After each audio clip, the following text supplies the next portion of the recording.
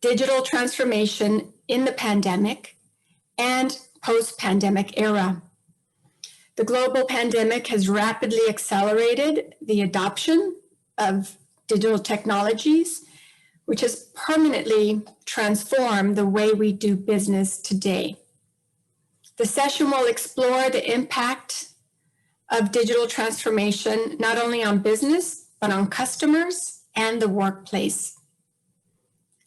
In a contactless world, we've experienced shifts in customer performance and behaviors, as well as pivots in the interaction with employees and between employees.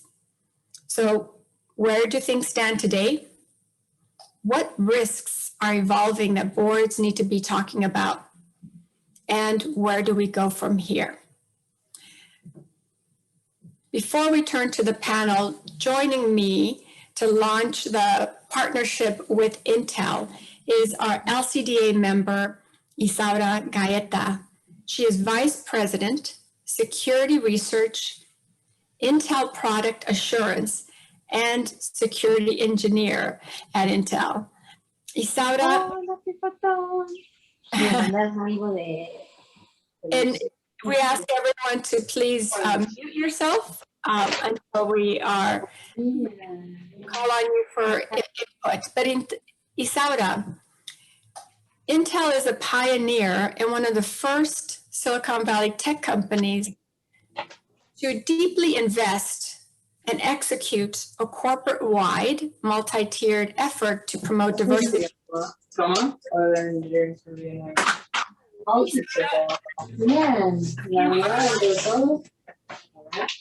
About Intel's diversity initiatives, and also tell us more about in the meantime, again, if I ask if you are not speaking, to mute yourself, and I turn it over to Isaura. Thank you, Isaura. Thank you very much, Esther. Intel is proud to be a sponsor of LCDA and to host this session on digital transformation. I'd like to share a few words with you about Intel Corporation. Are we sharing the slides? Okay, next, please. Our technology has the power to improve the life of every human on the planet. Intel put silicon in Silicon Valley. Today, we're applying our reach, scale, and resources to deliver on bold goals. And we're not doing it alone.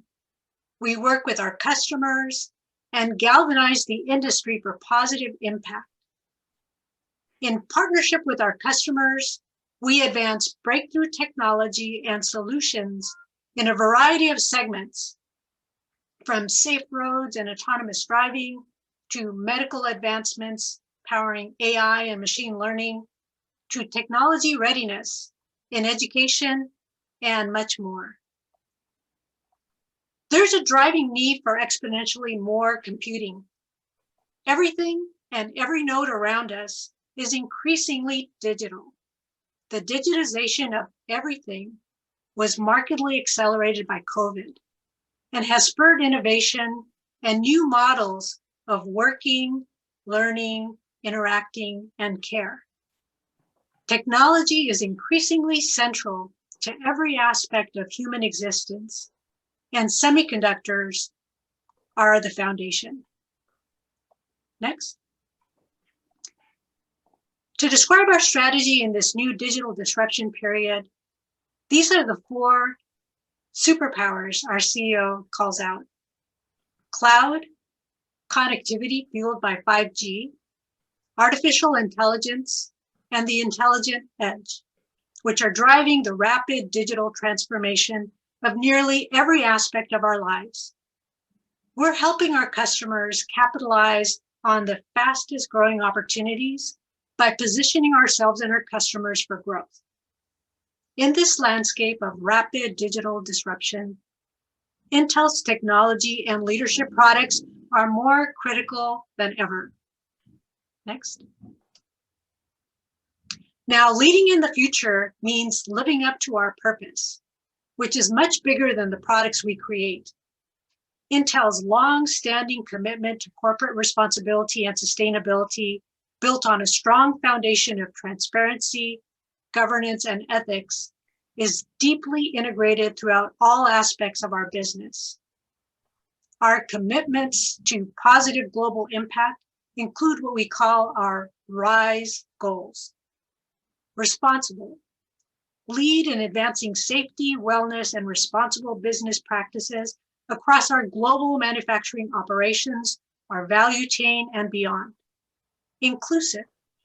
Advance inclusion around our global workforce and industry, and expand opportunities for others through technology, inclusion, and digital readiness initiatives. Sustainable. Be a global leader in sustainability and enable our customers and others to reduce their environmental impact through our actions and technology. And enabling. Through innovative technology and the expertise and passion of our employees, we enable positive change within Intel, across the industry, and beyond. Next. We strive to be a leading corporate citizen by advancing global diversity, inclusion, and social impact. We believe this simply is how we must work to compete and win.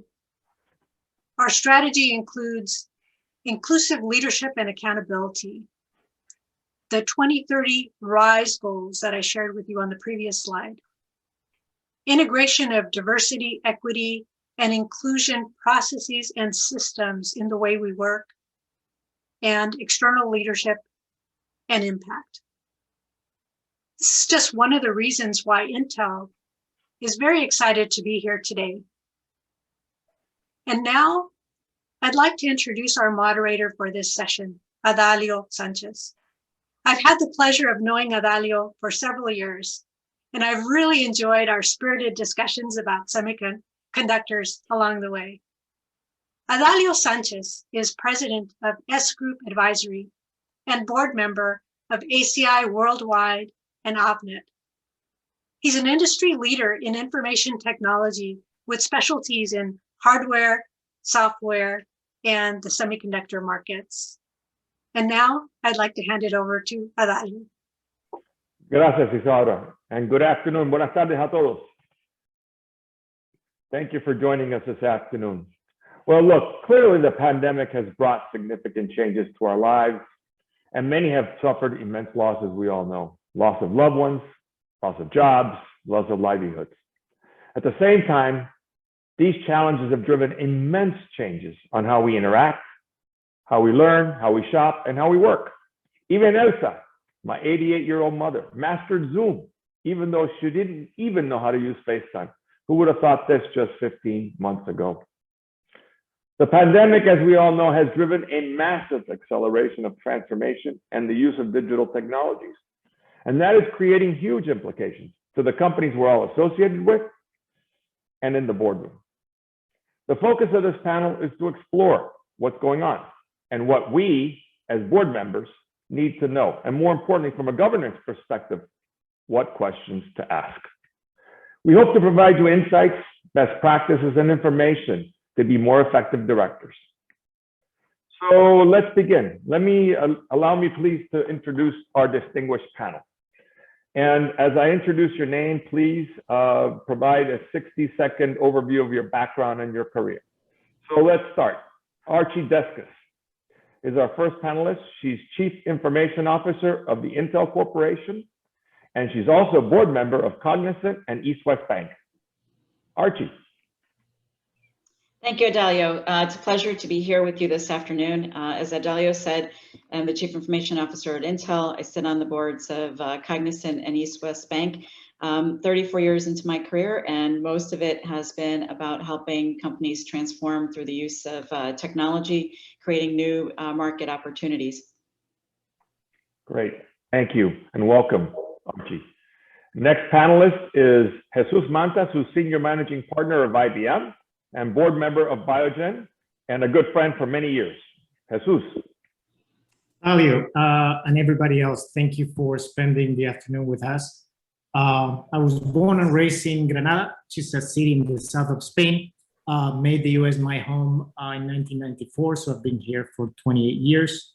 I'm a technologist by education. I'm an engineer in telecommunications and software.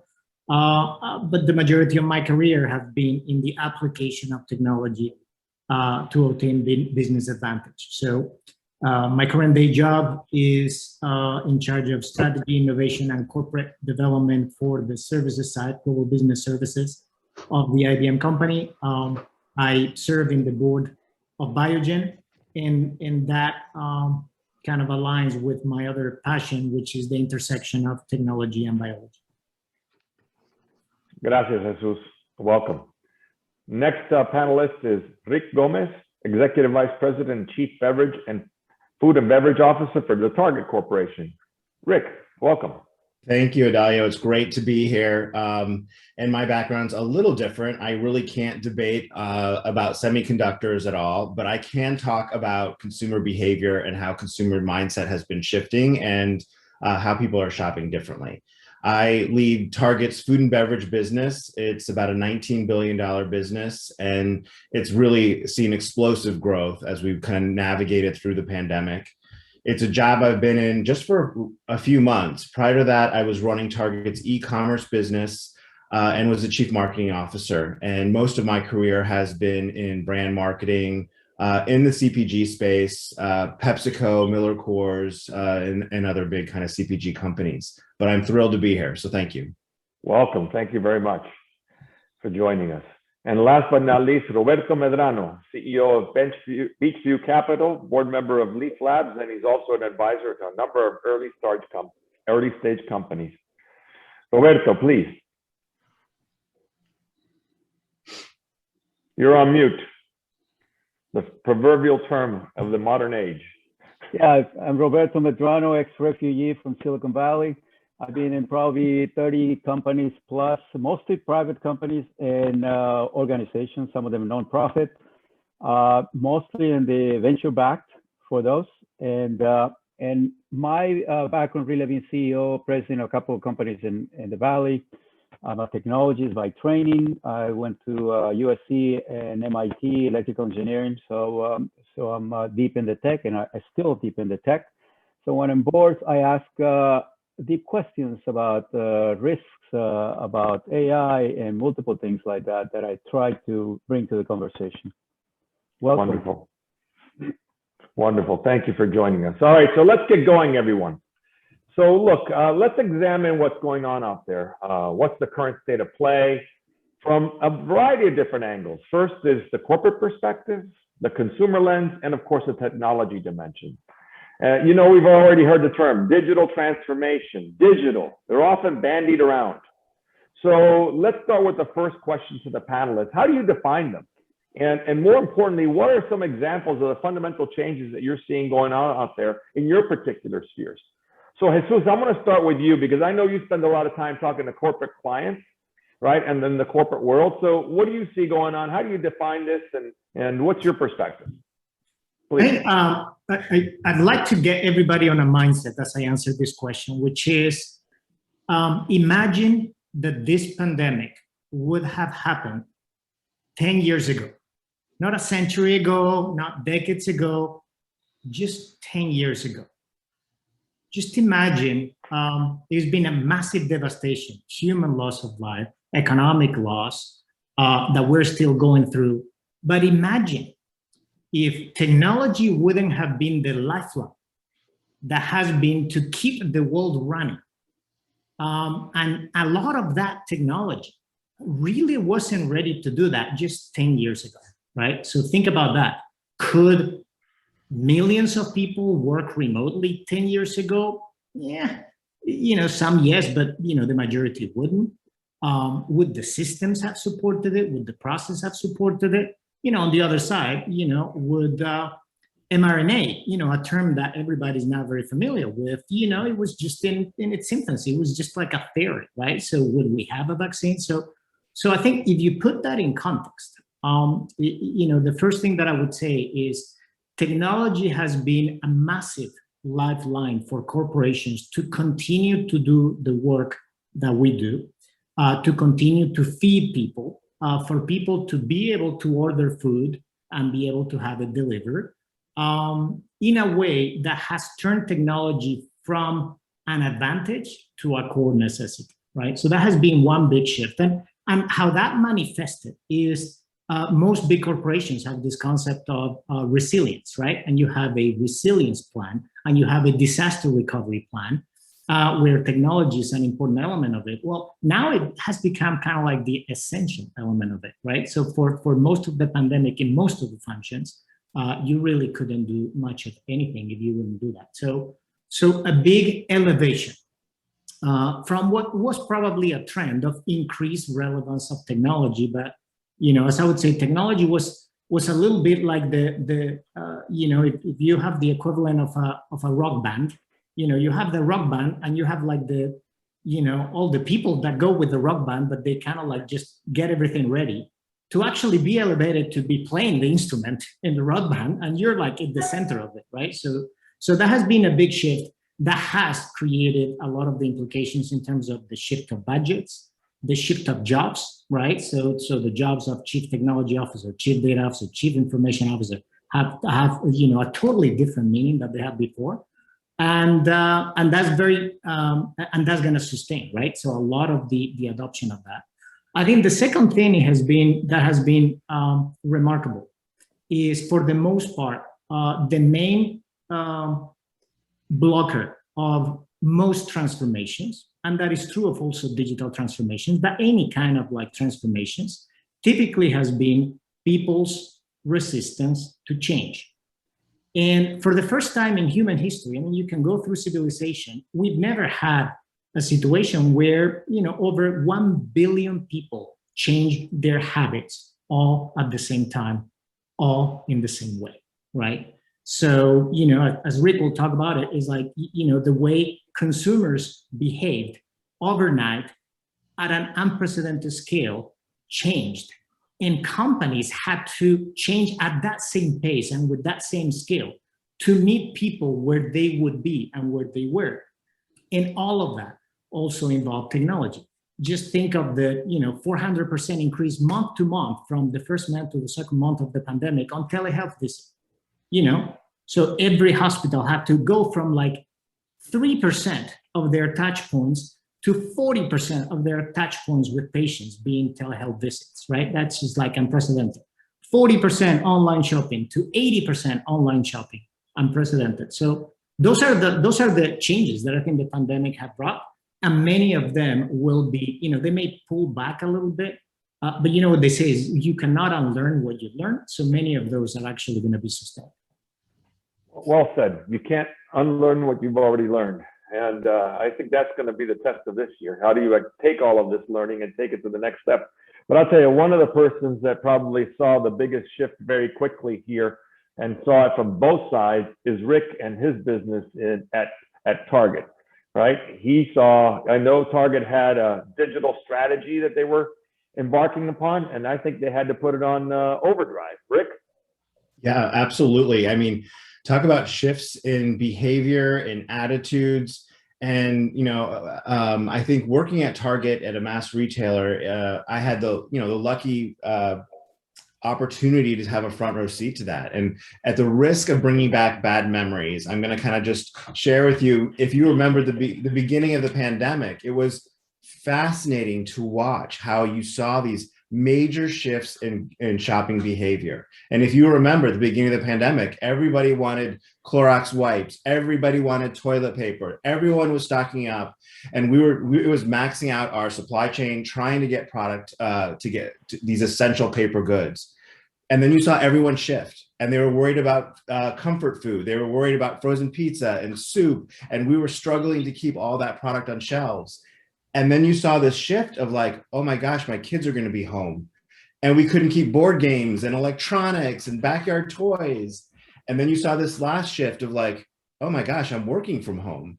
And then it was paper products and printers and Post-its. And what was so interesting is you saw these massive shifts happening across the whole country.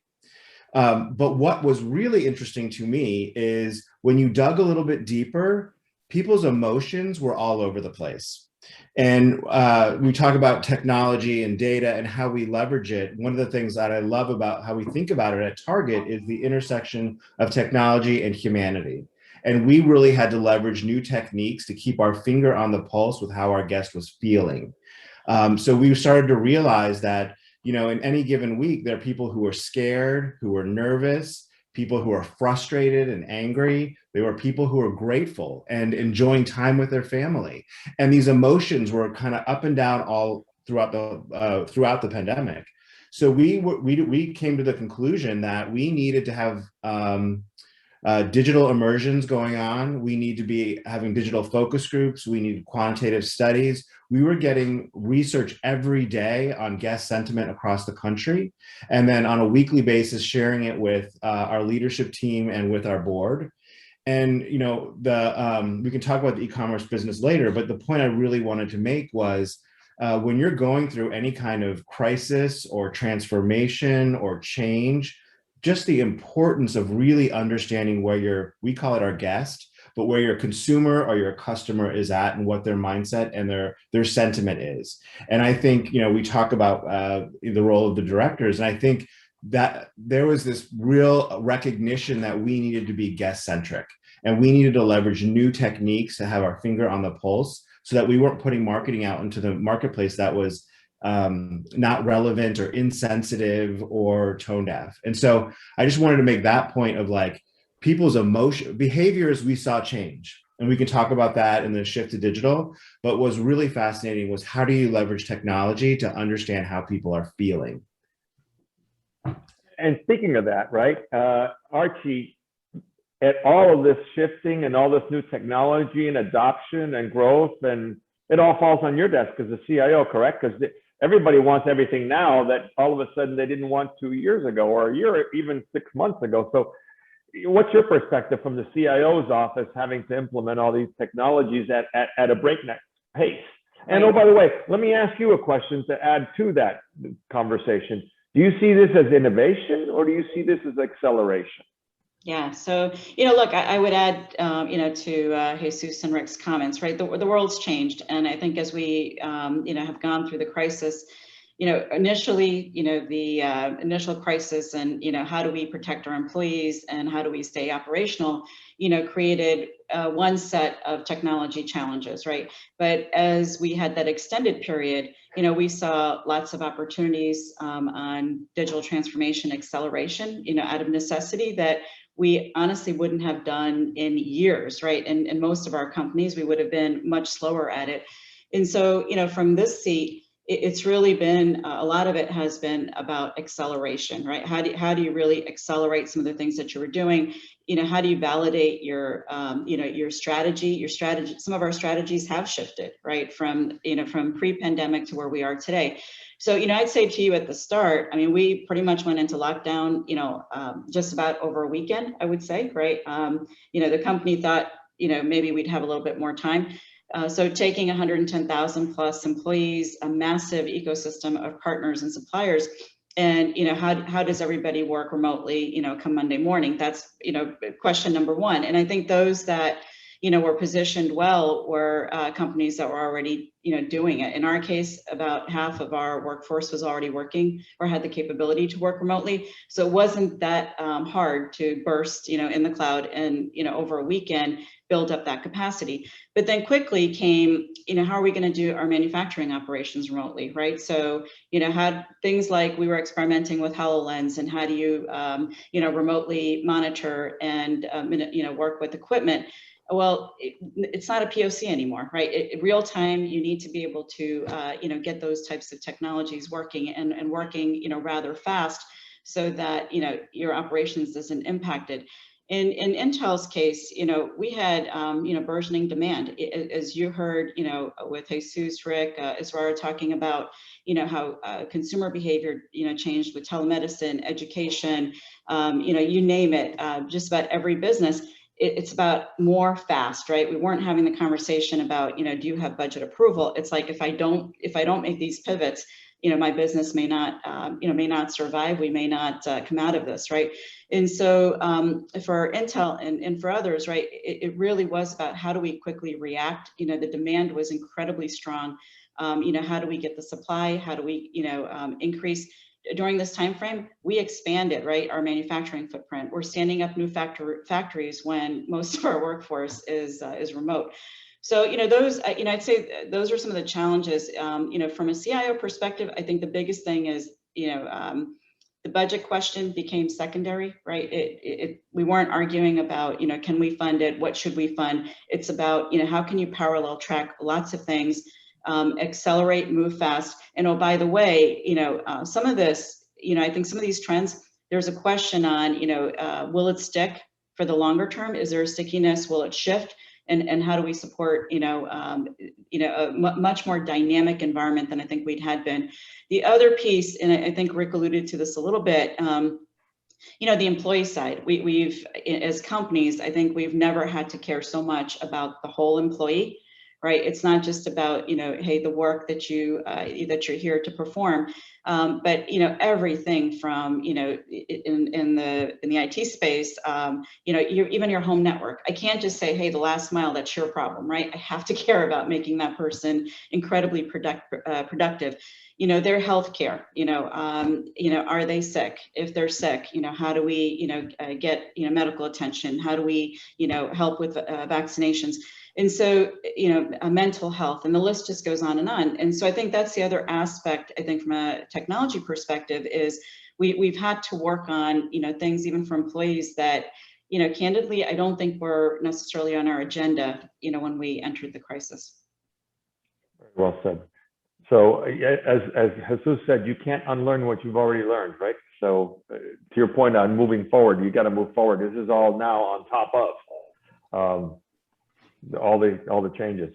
Now, there's another dimension to this, which are the technology dimension. And right, Roberto, all of this is accelerated as well, the technology dimensions. What's the technology dimension here? And what do you see is being pulled that before wasn't being pulled necessarily at the rate and pace that it is today? Well, this was mainly, in my mind, an acceleration of many technologies, quick technologies that you have to implement. Some of them existed, but now you have to implement them quickly. The technologies like people working at home, you have to go from a few X VPNs to 10X or 100X VPNs, or maybe even provide points of presence on those organizations. I was in a board or a company that did new stores for companies, like how to create a technology for new stores for Starbucks, etc. Now they pivot into now for companies to create points of presence in every home, which it was a bigger business for them. The other aspect that I saw a lot was how do we take care of security on this, and then not only internal network, now coming from home where everybody is doing different things. What happened there? And then I saw, okay, everybody's at home. Now my bandwidth is not good enough. Now what am I going to do? Now everybody start going more bandwidth. I need a lot of more bandwidth. I'm going to go from this small one now to the largest 1 gigabyte, for example, even though they may not need it, but now everybody's playing games, being on virtual Zooms, et cetera, That changed quite a bit in terms of how we think. Virtual check-in, Zooms, happy hours on the night. I used to have a couple of tequila happy hours a few times with my friends there.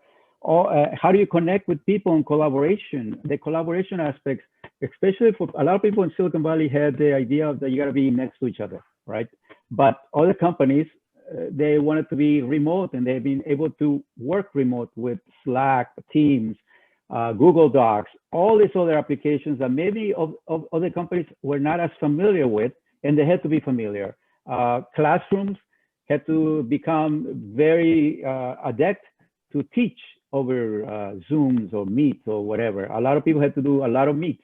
So all these technologies start getting there without even thinking about the artificial intelligence technologies that people have to use. More data. We get more data, but we don't have people around. So how do we look into the data to make sure that we're doing the right service for the right people, or the right information for the right people as well? Supply chain. How do you go? Yeah, a lot of people used to use SAP, for example, but that was not good enough when you don't have people in the shops.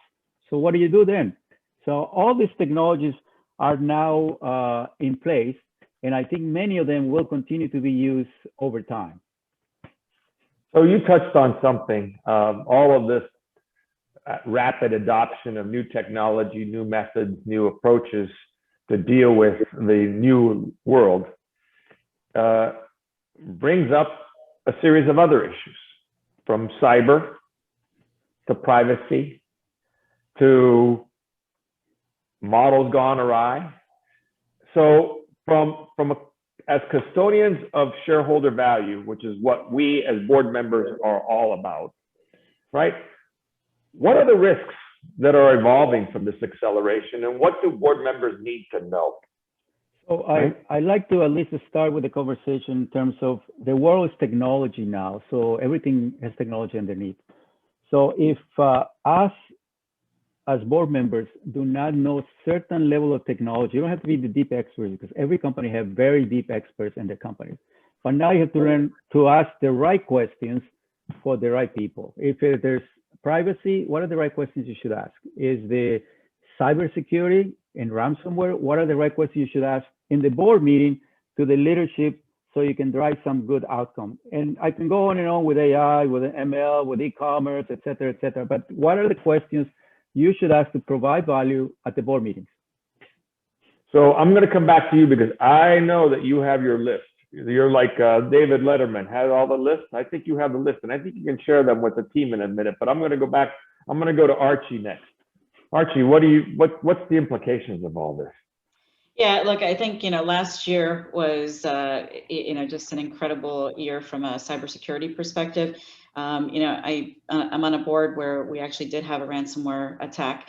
And, I think the readiness of most organizations from a board perspective is not there, right? I think we get a little bit lulled into, looking at audits, looking at, third parties that come in for, a short engagement, versus, the maturity of, our organization, the kinds of questions that we should be asking, a little bit more rigor around operationally, how good of processes, controls, and checks and balances do we have in an organization? And it's a little bit, again, when you have a crisis, it's amazing how much you can get done in a short period of time. But when you don't have crisis, right, what most of us look at is progress, right? And hey, we're better than we were last year. But the real question is, have we done enough? Have we pushed hard enough? And have we closed the gaps, at least, that we're aware of? I also think the security space is changing dramatically. So even the technology in that space of really moving to a zero trust model, right? Previous models have assumed at least some level of trust around identity. Are we asking those types of questions? And again, what I see from a board perspective is probably the need for greater education. I think of all board members, whether board directors, whether they're technology savvy or not. Bringing in more, outside perspective. And then I think making it safe to really disclose where we see weakness and gap, because oftentimes, I think the role of management and board, when there's bad news, it's not always accepted depending on, the culture and the behavior and the interactions. And I think we've got to make it really safe to just have a very transparent, where are we really, right? And what's going to be needed to close the gap. And then also, I think the support, from an investment, and not just dollars, but resources in an organization to really, at the board level, show that that level of support, right? Despite, other challenges that may be out there. Jesus, what are you seeing?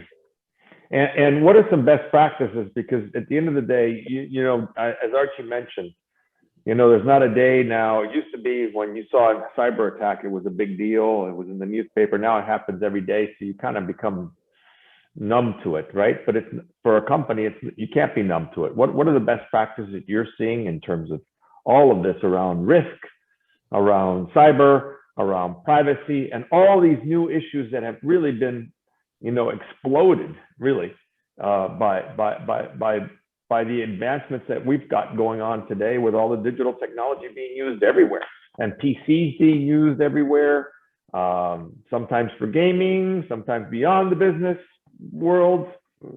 Share your thoughts. Yeah, I mean, definitely agree with Archie. Number one was cybersecurity. And I think it kind of highlighted how unprepared. I mean, boards have been talking about cybersecurity for 5 years. There's like more trainings for boards members and directors on cybersecurity that anybody can do in their lifetime. And it kind of like, as Archie is saying, is like it didn't make that much of a difference, the actual maturity of people.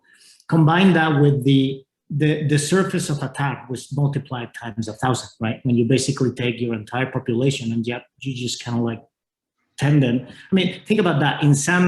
For some government agencies, you would have been fired in February of last year if you would have accessed your government computers from home. And in April, that was the only way that you could actually do your job. So just from cyber. So this was, and you know, the cyber threat is very asymmetric, right? All the cyber bad guys have to get is one thing right. You know, they can get 1,000 wrong, but if they get one thing right, they got you. You in the board, you have to get 1,000 things right. You can't get one wrong because that one wrong will expose you. So it's a very asymmetric threat. And I think, I mean, hopefully, you know, every director and every board is going to take more seriously exactly what Archie said. Go beyond the kind of like hire somebody, you know, look at it once a year, check the box and move on. Because now it becomes, you know, the complexity and the extent of the surface of attack, and as well as the complexity of the surface. Plus the criticality. The second one is that, again, this idea of technology being infrastructure versus technology being at the heart of whether you operate. That became a big difference in most of the businesses, right? It's like if you couldn't reach your customers, if you couldn't deliver goods, then what is it you can do, right? It's like if you're a doctor and you cannot see any patient for 6 months, what do you do, right? So technology became not just like an infrastructure element that, you know, you kind of like need to make sure that it doesn't go bad, to now it became this idea of like, no, there is no business unless the technology is working. So shifting models to, I mean, the whole discussion on cloud is less about a technology discussion and is more a cost flexibility and business model discussion, right? Is you actually need to be able to reconfigure things no matter where, you know, the demand and the supply for those workloads are. And the better way to do that is with, you know, those kind of scalabilities. Then the third one that I think it combined with the, you know, race of ESG is this idea of companies are being held to a higher standard on what are they doing with the data of their employees, of their clients, of their supplier. And as custodians of that data, they get a license to operate to the extent that they're good custodians of that data. And they may be, I mean, society and their clients may take that license to operate if they're bad custodians of that data. And that, you know, that comes from, you know, the role in society and diversity, but it comes with privacy and accountability for data and the use of algorithms that won't increase in any negative way discrimination. So the third one does more boards. And this is kind of like, you know, like I said, it's like cybersecurity. We've been talking in the boardroom for 5 years and we're about to get in it now. We're not talking about algorithmic accountability in most boards. I mean, in our board, I just raised it as a bullet point, you know, 6 months ago saying like, hey guys, we're gonna have to take a look at this. But most companies don't have a AI ethics board to basically enforce this or even monitor or even just have a list of algorithms, the provenance of the data that they're being trained and who's monitoring compliance that they won't create any adverse effect, right? If you're a bank or an insurance company, you probably have that because the regulator will like harm you badly if you don't. But most of the businesses don't have it, and most other boards don't even know to ask that question. So I would say cyber number one, you know, infrastructure, the resilience of infrastructure, which is the cloud discussion, goes number two, data, and AI number three. Yeah, can I expand on that, Adalio? Absolutely. I'm sure I knew you were going to come in here. Well, you're talking about cybersecurity, which I done several companies in cybersecurity. I was one of the first firewall companies went public. One of the first anti-spam is public, and a couple others that are that I've been. Plus, I've been in 10 boards of private companies that have been acquired that are security companies. So this has kind of been, I wouldn't say a passion of mine, but I got in there for many years, for the last since 1995. So I think what now I do, not only on boards that are not cybersecurity companies, is really try to ask them, it's not when you're going to be attacked, but when you're going to, if you're going to be broken or penetrated, what are you going to do? What is the actual comprehensive incident response plan? And I usually ask that in detail for the board members, and then for the people that are there. I ask them, what is your level of impact on the risk? If they break in, where are the jewels that they're going to attack for you? Where are they? How are you identifying that? If you have a ransomware attack, is where's your data, and can you get it right back, or you're going to have to pay $50 million to get your operations going? That is the level. And even if you are JP Morgan, which spends hundreds of millions in cybersecurity, you still get penetrated. So the level of the board is risk mitigation now, at least in security. We're talking about security. I can talk about AI and the other things later, but in security, really, you have to know what your business impact is for your cyber risk in your company, identify the risk, and then how you're going to mitigate them, because you're going to be attacked and penetrated. Well said. It's not if they get in, it's when did they get in? When they get in, do they take the crown jewels? And right? if you are Intel or any of the companies that are there well known, they want that, right? Target. I mean, they want to penetrate that. Those kinds of companies. Yeah, I would add one more thing, Roberto. I totally agree with you. You know, preparedness and just assuming that it's going to happen. And you know, have you as a board thought through? You know, will you pay a ransom? You know, how are you going to manage? You know, the communications internally, externally. You know, are you ready to make the payment? All those kinds of things. But the other piece that I think is interesting is if you look at, you know, and the statistics, you know, support this, right? Is if you look at, you know, a lot of the breaches, especially the major ones, those weaknesses were identified, you know, years ago in some cases, right? And there wasn't action. So, you know, I saw a comment floating by. I don't think we have the same rigor that we do around how we report and validate like financial results, right? We need to do that, you know, same level of rigor. Ultimately, I think we need to get to that, you know, in the space around risk. And I think traditional risks, you know, I think we know how to deal with, or boards are better equipped. I think when it comes to cyber data privacy, you know, some of the things related to technology, I think they're just, okay, yeah, it's a problem, it's being addressed, but we don't come back and say, you know, why has this thing been open for 3 years or 5 years? What, you know, it's not acceptable, and I don't think we're pushing hard enough from that angle.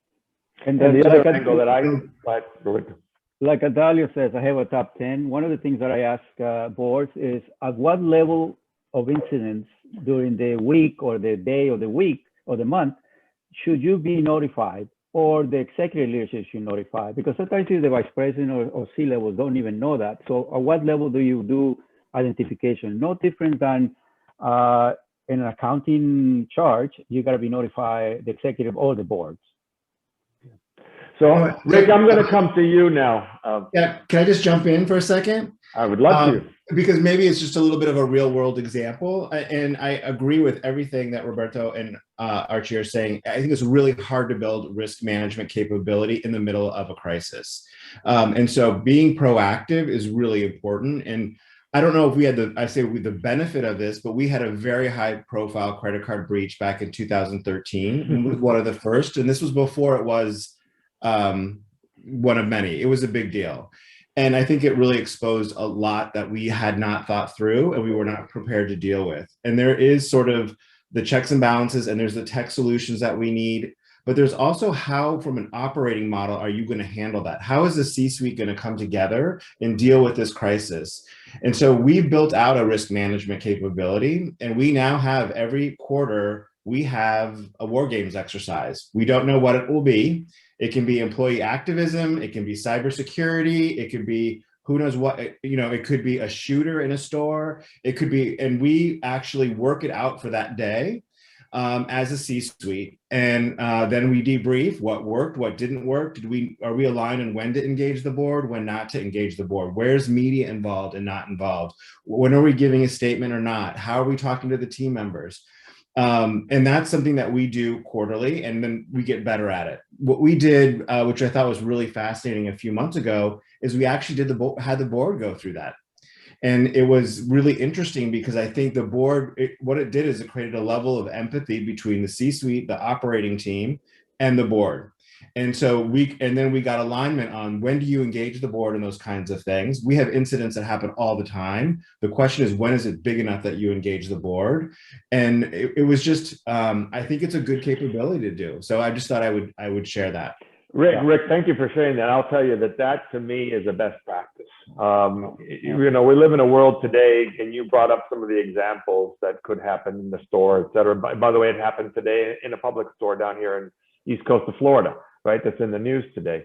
Having the board, the company, having a crisis management plan for all of these kinds of things that happen in today's world. It could be cyber, big chances of cyber event, but everything around is all these other ancillary things that happen that are unexpected. Having that crisis management and crisis response plan is a best practice. I require it of all my boards, and I'm glad to see that your company and your board is doing the same thing. And I don't know if Jesus, you have a comment on that, or Archie.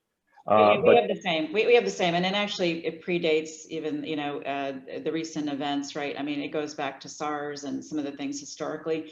So we have similar to Rick, with a crisis response team, real, and also some things that we simulate. If it happens, it almost like a tabletop exercise of how does management and the board get involved in the decision making there. Now I want to go back a little bit back to you, Rick, a second, but I'd like to get it from, without being confidentially revealing any information. You cannot, of course, but you run a massive business at Target, and you have to deal with your board often, as I think you said yesterday, right? What around this whole issue around risk, what are they asking you, and what do you have to show them that this audience would benefit from the other side? I mean, that's a good question. I think I think what the board wants to do is not they're not telling us what to do. They're just asking questions to see if we've thought it through.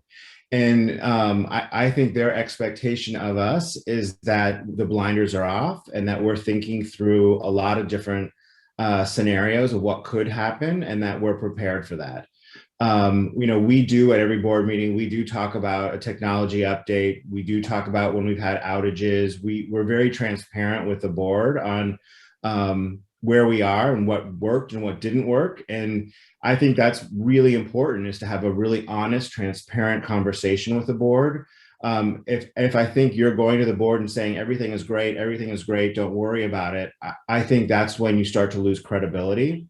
And so we try to be very honest when we get it right and when we get it wrong. And the questions that we get from the board tend to be bigger and broader and wanting to know that we've thought through different scenarios.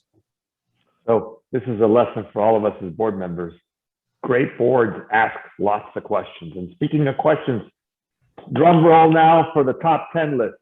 Actually, Roberto, you got a top 5 for cyber, I think. You've got a 3 for privacy. Give us your list. And everybody can start writing down, because these are pretty powerful questions. Roberto. Well, I think I already talked about a little bit about the questions for cyber, which I had. I asked about your comprehensive cyber incident response plan. How often is it tested? How many and what types of cyber incidents you detect in a normal week? What is the threshold of notifying executives and boards? How does your cyber program apply to industry standards and best practice? Everybody says it does, but those things change. To what standards? Was the one 3 or 5 years ago, or the one last year, or what? based on the new attacks? You had standards before the cloud existed, or now this time? And what is the level of impact on a cyber risk for your company? I talk more in detail. What is their plan to address new risks now that you are at home? Now that you went to the cloud, when you went to the mobile, what happened to those? And what does the executive leadership know about new potential business impact of any security incidents, including privacy? And data now is becoming this super important for everybody. And that's for cyber. So you touched on a lot of things here, but it also touches on the next phase of our conversation, and that is, what is digital's role in this whole ESG push, right? We all know that there's a huge focus on ESG. And so does this digital transformation and all this advancement in technology and acceleration, is this an enabler, or is this driving a wedge and making things more complex? Jesus. So I think to answer that question, you need to separate the three letters, right? The E, the S, and the G, because the answer is different. I think on the E, environment, interesting enough, one of the good side effects of everything that has happened the last year is, 10 different Gretas wouldn't have achieved what the pandemic achieved, in that the world has actually now decided that we're going to do what's responsible to ensure that we manage the climate impact. And that means making specific commitments on zero carbon. Well, in order to achieve those commitments, you can't achieve them without the role of technology in that, right? So technology is, if somebody would tell you achieve net zero for 2035, but you can't use information technology, I don't think we would know how to solve it, right? So technology has an enabler role in the E in terms of climate impact. Electrification obviously is pretty big, is the change in which we, at every level, right? Even going back at the very beginning, is in order for us to electrify, we're going to need to reinvent many of our battery technology, which requires us to invent new materials, which requires new technology like quantum that will give us the ability to better model energy binding, which will lead to new materials, which will lead to new batteries, which will lead to better electrification, right? So you basically are back to the entire role of technology in actually enabling a lot of the commitments that are being made. And then, the role of technology in monitoring and actually operationalizing a lot of those plans with capillarity to every execution unit of the company, right? It's not just at the top. Everybody needs to be doing something different. That's the E. On the S, technology is a double-edged sword.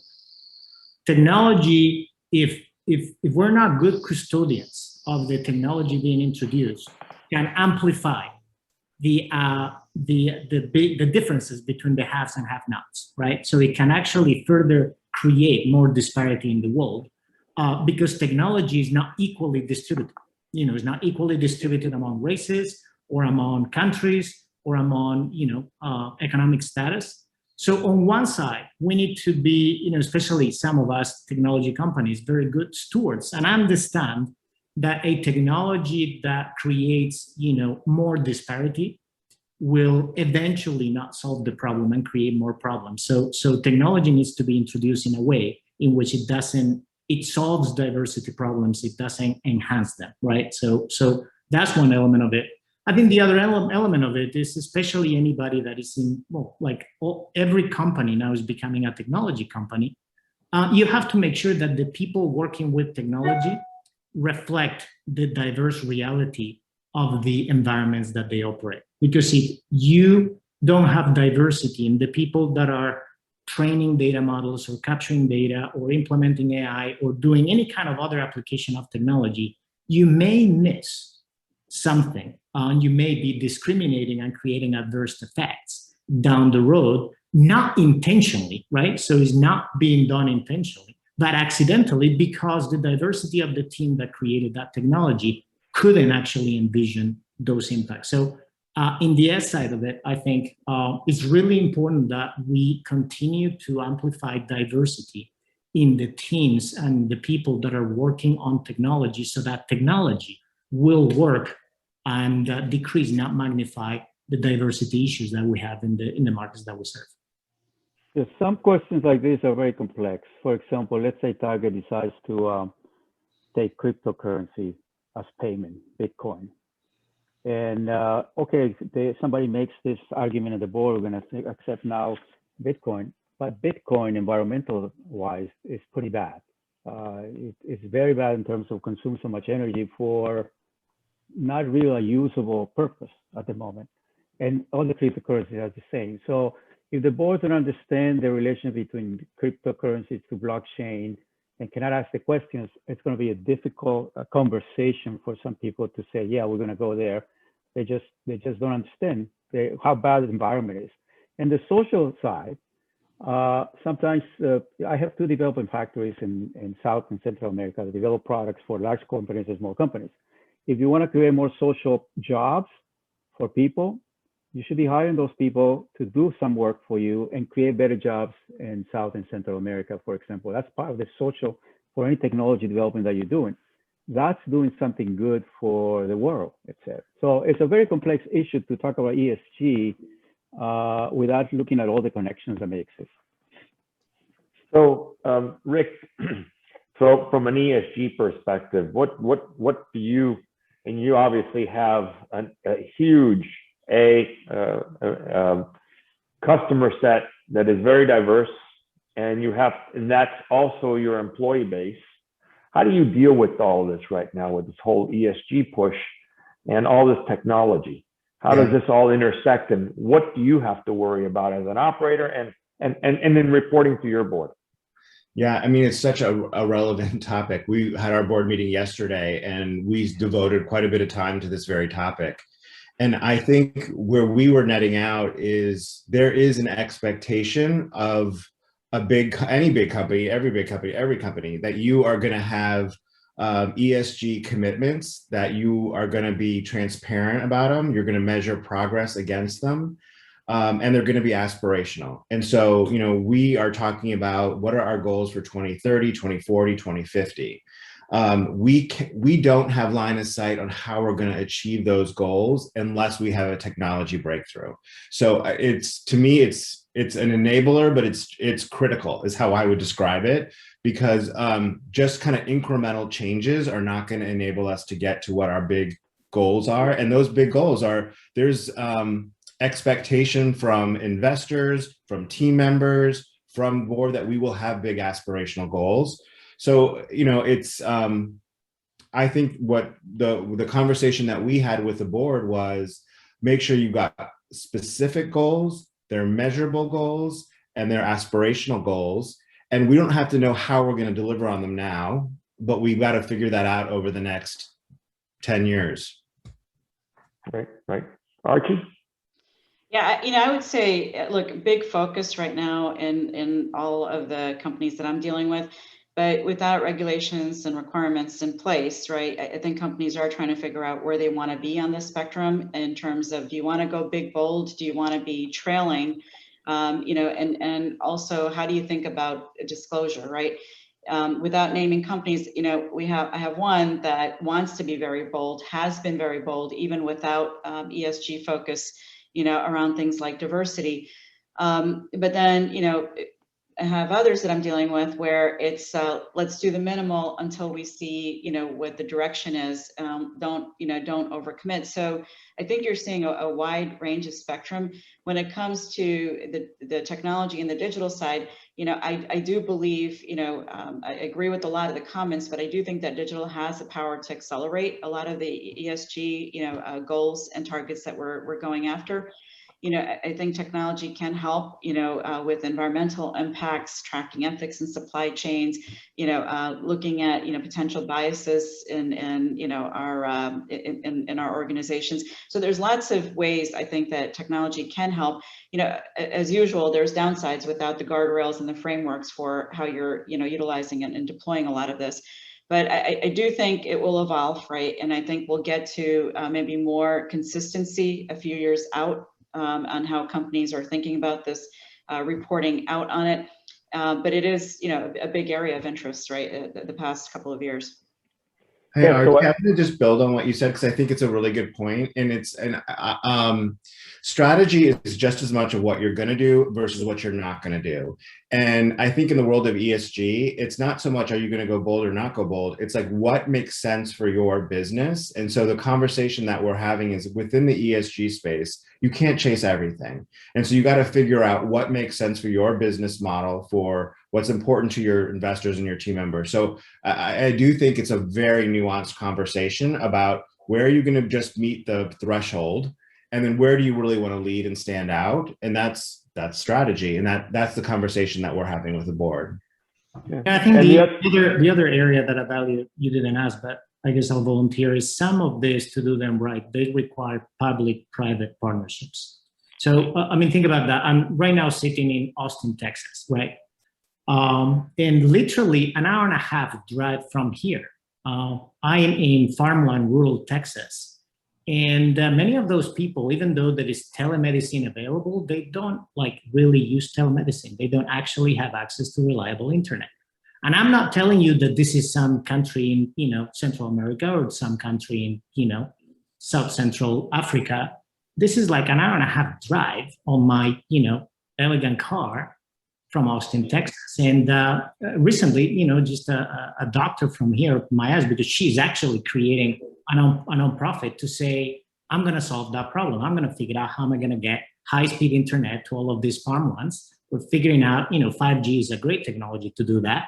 Because once they have that, then the next thing to do is we need to change behavior, right? So how do we change behavior of these people that they just don't really understand? What do you mean I'm gonna use some kind of device? No. I need to go to the doctor. And most of these people actually, the cost of healthcare has been increasing because they don't drive 3 hours to go to the doctor. They just don't do that. But a lot of that would be solved. So this is an example where the use of technology would definitely align with ESG, but it will require some form of public-private partnerships to make sure that, the equation is closed and the minimum access is granted, the opportunity is there. Because otherwise what happens is the people that have the access, they will benefit from all of the new ways to do that. And the people that don't have the access, they will get further behind. That's true for education. That's true for many of these other, uses of technology. So I think that element of it is very important to, some of us just forget that so close to us, there are people that just don't have internet. Yeah, and Jesus, if I could add on the public-private, partnerships. I'll give an Intel perspective, right? In semiconductor, our reliance and not having, great manufacturing capabilities nationally in the U.S. That's getting a lot of attention, right? You're seeing it play out, and the investments, I think from a government perspective that this sector is going to get. I do think that, that's another element, right, around ESG, as you think about our businesses and, how it's evolved on a global scale, and, protecting, in our case, certain types of capabilities and assets. All of that, again, it plays in, and it requires that, public and private partnership to achieve that. All great points. Now, let me bring it back to us as board members. So, what are the questions? What questions do we as board members need to be asking, right? Our management teams, in terms of ethics, in terms of DEI, in terms of privacy, in terms of all these ancillary things. And also in terms of what are you doing on the S side, right? What are you doing on the S side in terms of driving social engagement, driving some of the fundamental changes that we're all trying to do? And by the way, to Rick's point, there's a strategy, and this is a journey. This is not a destination. It is a journey. But as board member, what questions do you ask? What questions do you ask, Jesus, in the Biogen team?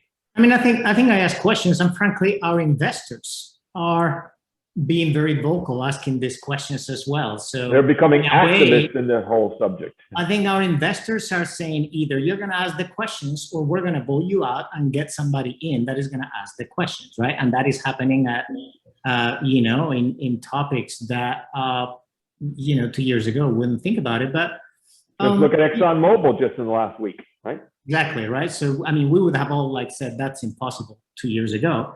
But I think questions, for example, on the East, I'll stay. So I'm privileged to be serving on the board of a company like Biogen that genuinely, they have executed, not just declared, but executed a strategy of diversity and inclusion. Over half of their executives are women and minorities, and they have a very active role on equal pay. But our investors are asking, can you prove that, equal pay is actually being implemented? Can you prove, is it adjusted? Is it unadjusted? So I think is less about asking, are we doing this, but it's more about show me how we are doing it. Show me the data. Tell me what adjustments are we doing, and are we just, are we just checking the box, or are we genuinely implementing the strategy? And again, in that category, as I said, I'm privileged to be very confident on the company whose board I'm joining. I think on the E side, similar is the questions of saying, okay, guys, so we have made, in our case, we've made in the bold side of declaration for net zero carbon. We're one of the first biotechnology companies of ever making that. So my questions are now is well, show me the plan. What is it that we know? What is it that we don't know? And what are the tripwires? At which point, if we don't create, as Rick said, a discontinuity, we know we don't know everything that needs to be done. By when do we need to know, or it will become too late, right? So we can manage those risks and then bringing it down to more implementable. It's a little bit of what they say. I think we're putting our nose more in, even though we're keeping the hands out, right? So nose in, hands out is the mantra of the boards. But I think it's a lot more questions on show me, and actually looking at the data and being convinced that we are indeed making operational all of those commitments.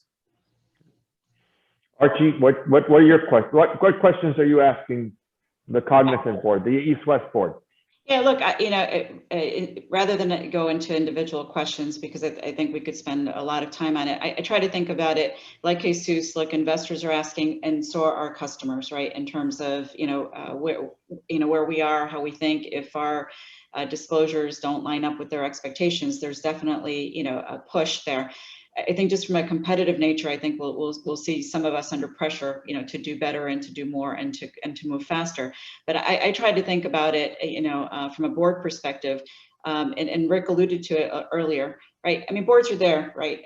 From a strategy perspective, how does this fit in with the overall strategy, and how, are we thinking about, ESG, technology, any piece? It's got to come back to strategy. The second piece is risk, right? Are we looking out for, all the risk components and asking the right questions so we understand the risks, we can get ahead of it and really address it.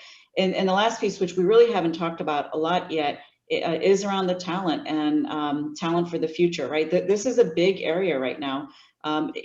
Traditionally boards, you think about, leadership succession, right? CEO succession. But I think with the major pivots that we're seeing, and it's not just about, how are we going to replace the CEO and the senior staff? Major skill set changes that are happening, right? And so part of that, I think, is the preparedness, and it's also an opportunity, especially when we look at it in light of, the S part on ESG, right? It's an opportunity, I think, for us to think about, really engaging underrepresented groups as we make some of these big pivots on talent. So I think about it in those three buckets, with regards to ESG or, even digital transformation, or just about any topic that we approach.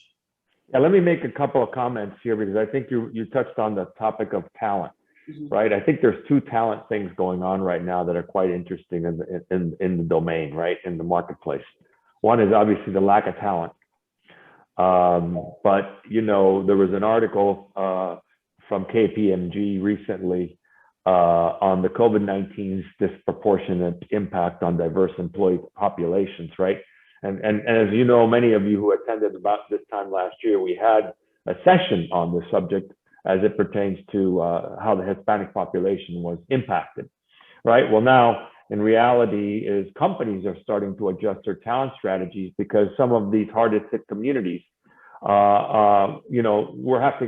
they're A, their customers, B, their employees, and B, we have to support them from a S perspective here, right? And talent strategies are changing according to this article. Rick, what are you seeing in your company relative to this point?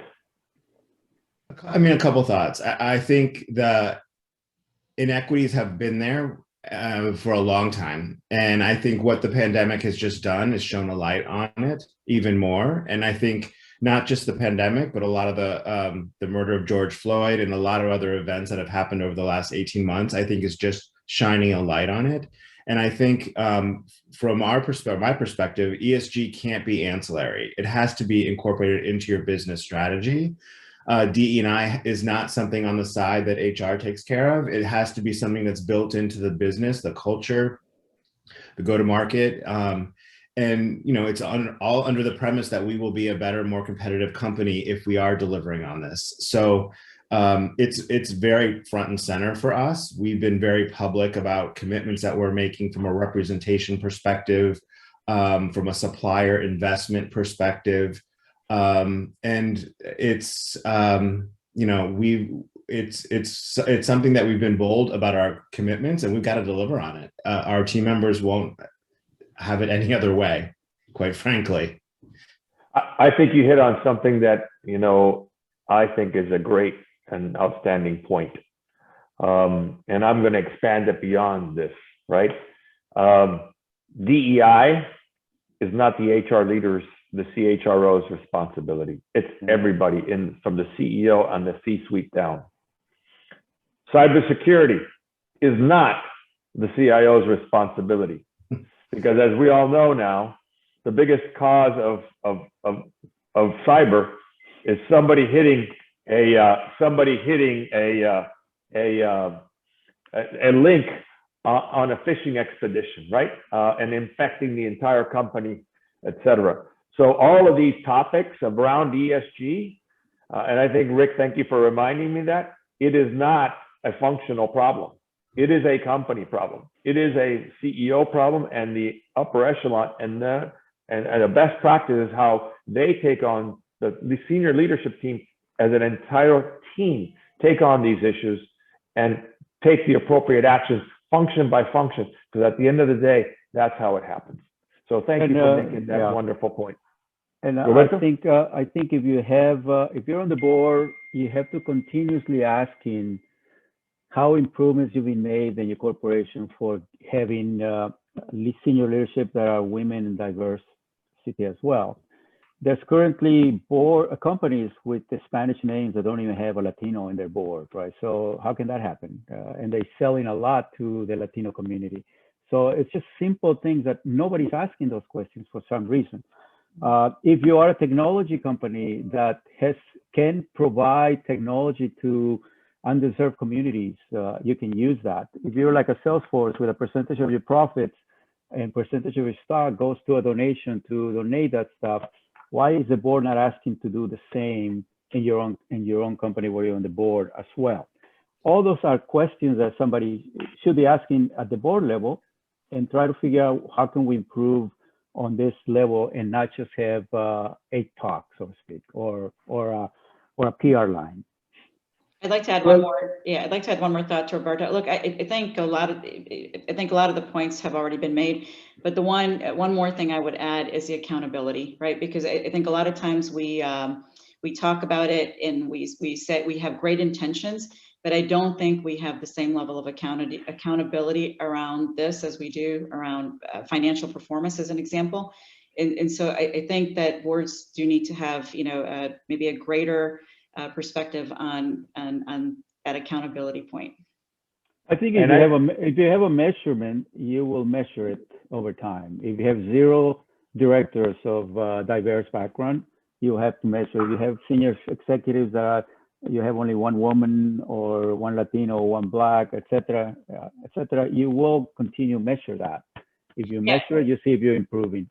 Yeah, I think the problem, Roberto, that I see is a lot of companies do measure it, right? But there isn't a consequence, right? So does it impact your bonus? Does it impact, your employment? We haven't taken it to that next step, right? I think the transparency on the metrics is there, but where's the consequence or the action that we have in other aspects of our roles?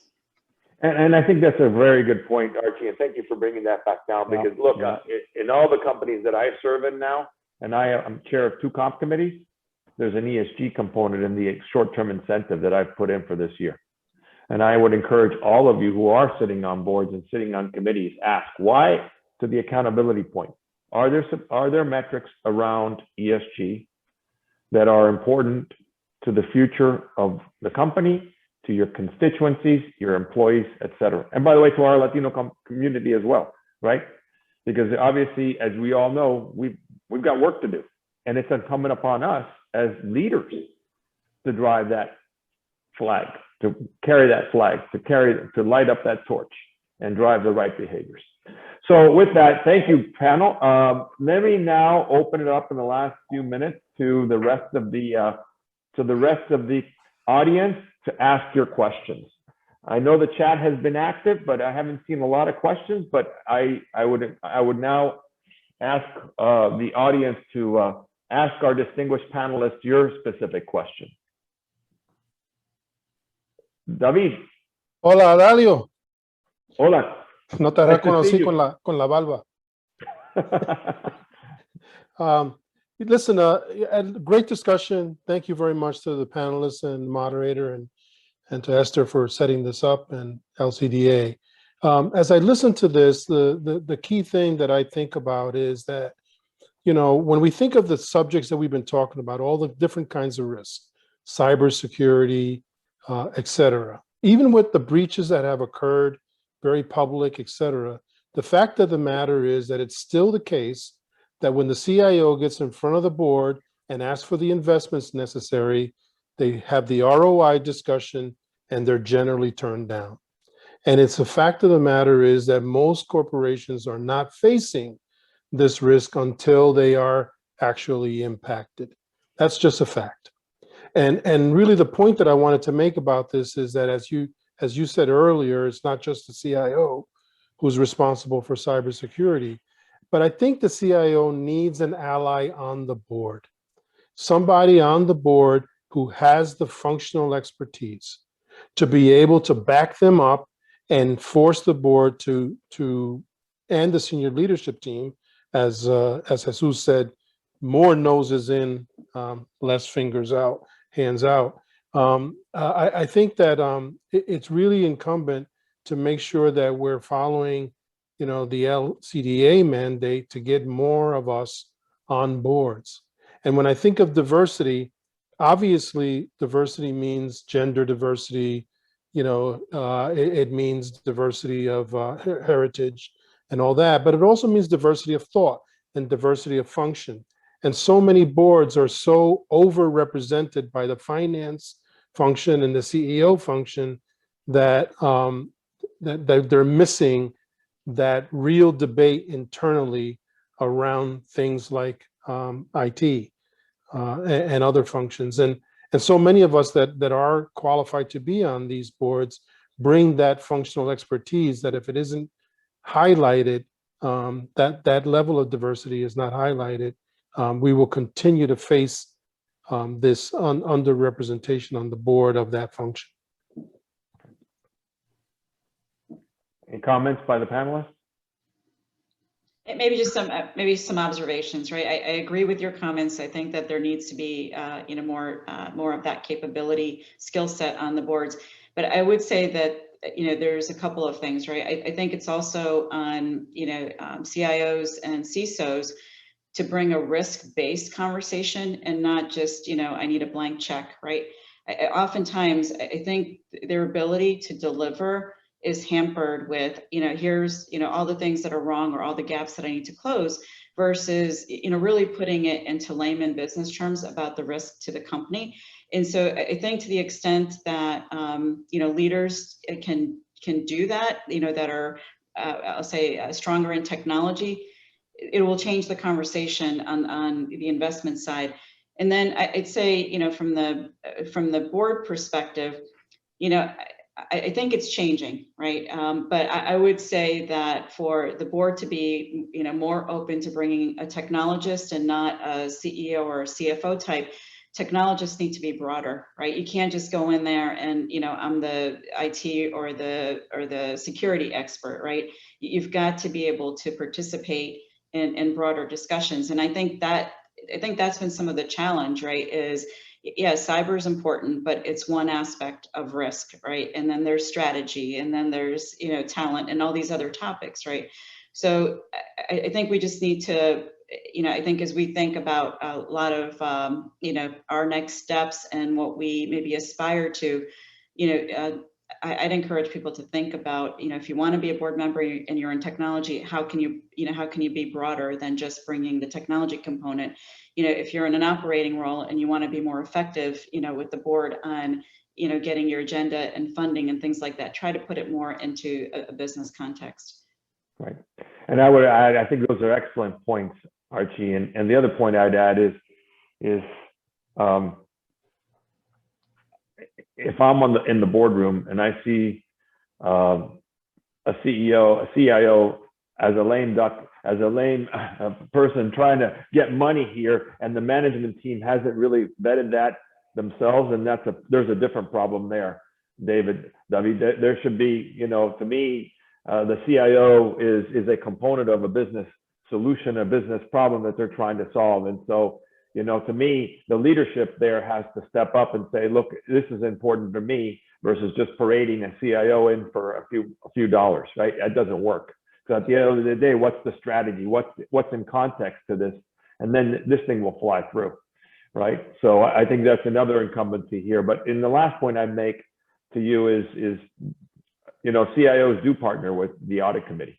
And that to me is a best practice as well, because a lot of it, there is a deep connection there, just like with the CFO, right? So I'll leave it at that. But great question, and thank you for that. Next question. I think we have time for one more question or two more questions.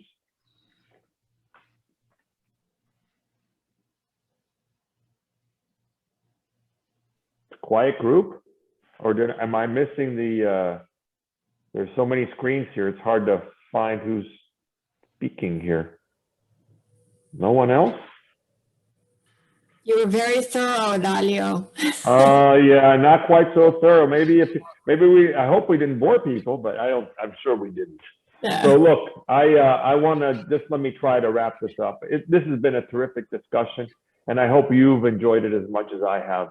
And I want to really thank the entire panel for your insights and your commitment to our community, and more importantly, to help us, exchange our perspectives with others. Thank you. I also want to thank the Intel Corporation for sponsoring the session, and special thanks to Eduarda for your comments, and more importantly, for your leadership with Jose Avalos in getting Intel support to do this. So thank you, hats off to all of you. And then, of course, I want to thank the audience and all of you for the great engagement and that you have with LCDA, and for all that you're participating in to try to solve one of the biggest problems we have in our community, and that's representation on public and corporate boards. And last but not least, I want to thank LCDA for your leadership and hosting this virtual session, and bringing us all together. The progress that we're making, that we have made and are making today under the leadership of the LCDA, is nothing but spectacular. Obviously, we have a lot more work to do, but it's impressive, Esther, how we've come and where we've come from in a very short period of time. So over to you, Esther, for the last word. Well, I think, again, you guys were very, very thorough, and just want to thank the engagement. Stay tuned. We'll be back with another session, and just want to make sure everyone still has our annual meeting on your calendar. We're going to be in person. We will be hybrid for those who can't attend in person, but we will be in San Francisco, November 3rd through the 5th. Our host is TPG Global, and we started sending out some of the links to register. We're going to accelerate that to get that to everyone. So we look forward to that. Send in your ideas also, this board-wise virtual, and for our annual meeting, the types of topics that you want to hear about and be a part of. So we want to hear from you. But with that, Muchísimas gracias a todos. Thank you. Thank you And so much. thank you so much. Thank you, Adalio, for engaging a terrific panel. Very, very informative. Gracias.